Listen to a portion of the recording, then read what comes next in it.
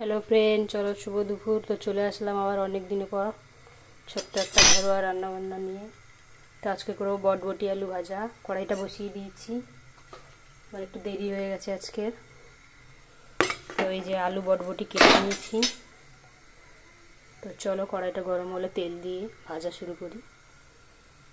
তো আমি এখানে সর্ষে তেল দিয়ে ভাজবো, তাই সর্ষে তেলটা কড়াইয়ের মধ্যে দিয়ে দিয়েছি। তো গরম হোক। চলো তেলটা গরম হয়ে গেছে, ফোড়নে দেবো কালো জিরে আর শুকনো লঙ্কা। তো এবারে বটবটি আলুটা দিয়ে দেবো।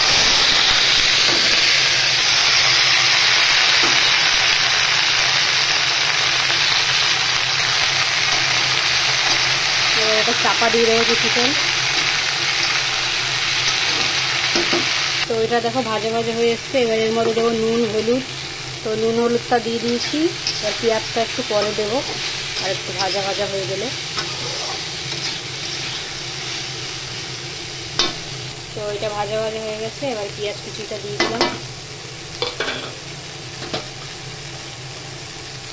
তো চলো ভাজাটা হয়ে গেছে, এবার নামিয়ে নিই।